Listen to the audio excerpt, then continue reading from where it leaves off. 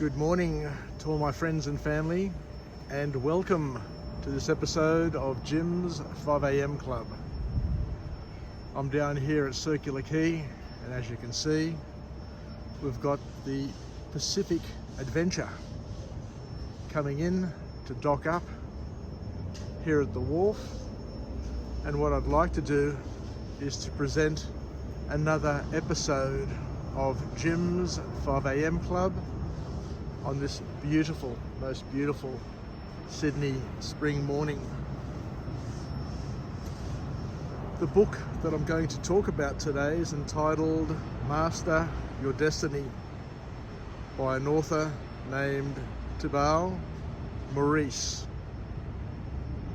And it's a book that was published on the 5th of December 2019. So it's a relatively new book, but it's a book that covers a lot of ground and has plenty of material that we can use for our growth and development. So let's see what we can learn from this author. And I guess the first key message that comes from him is that you can't really change your past.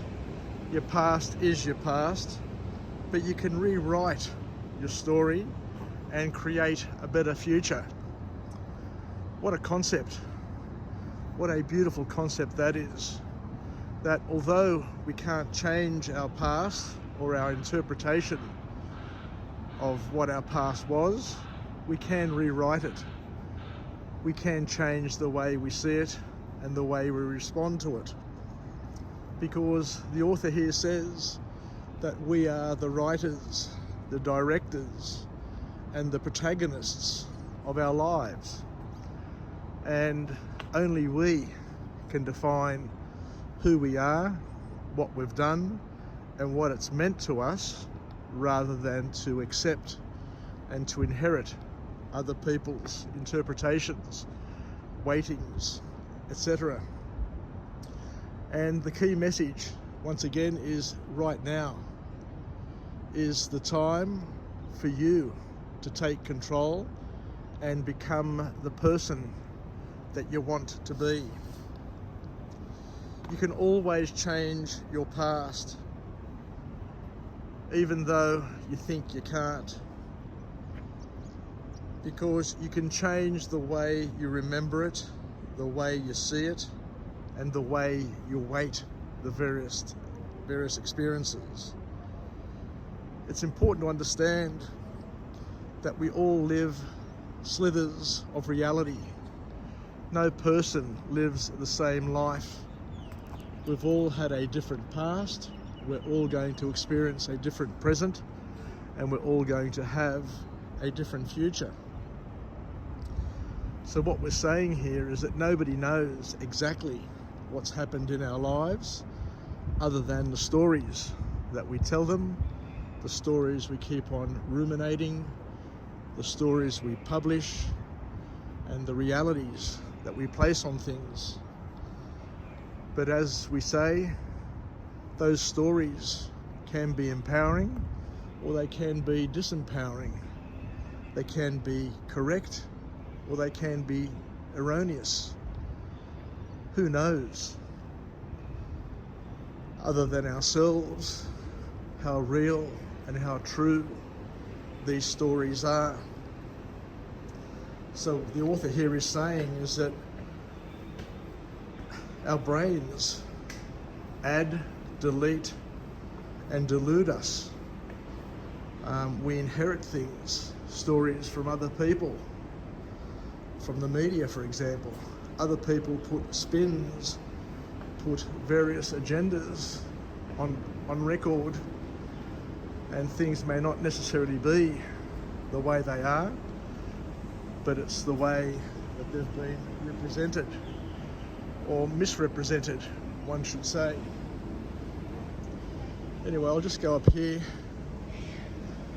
and have a look at the Harbour Bridge and just continue this episode.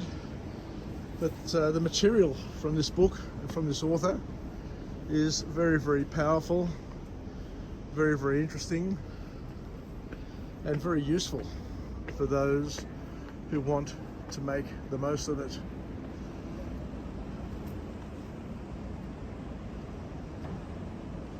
So the author here invites us to look at our past, to look at our stories, and to swap out and replace all of those elements, all of those bits that are disempowering, and to replace them with material that is powerful and empowering. The author here makes a point that we are not the victim of our circumstances, because we have the power to choose our thoughts, our beliefs and actions, and that we are not limited by our past or our circumstances. They are things that have happened, and we can choose how to respond to them and how to behave towards them and how to act on them, and of course leverage those things for our benefit and our improvement.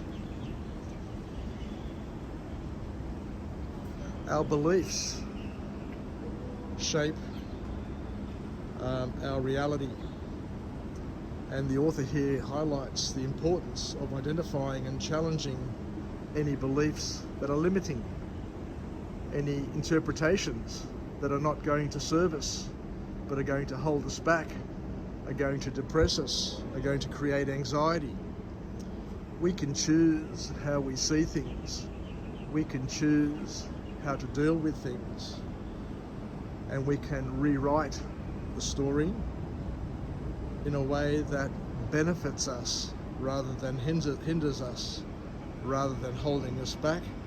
We can use our imagination, we can use our creativity to create stories that are going to help us enjoy our past and look forward to the future. The key here is self-awareness, and self-awareness is the key, according to this author, to personal growth.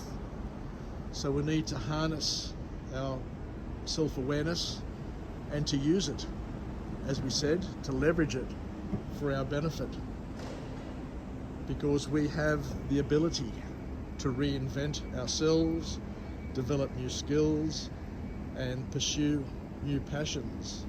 And it's never too late to make a change, and of course it's never too late to make a massive improvement in our lives, because once again we can define what it all means to us and not be held back and limited by some definitions that are going to hinder us, hold us back and upset us.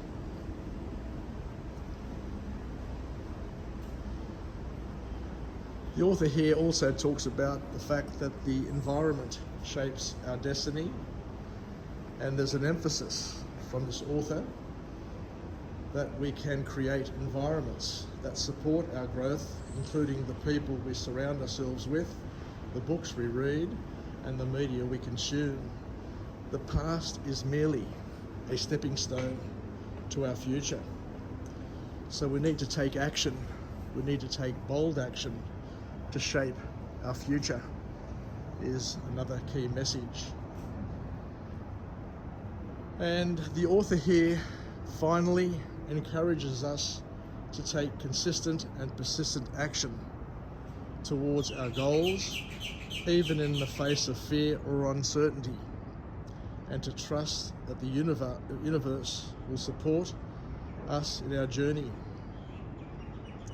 So once again, the stories that we have in our life are our stories. We can choose to keep them or to let them go. We can replace them with better stories. So the invitation is there for each and every one of us to look at the stories that we tell ourselves and to shape them in a way that are going to help us grow, develop, and live a better future. Take care, everybody. Yassas, and bye for now.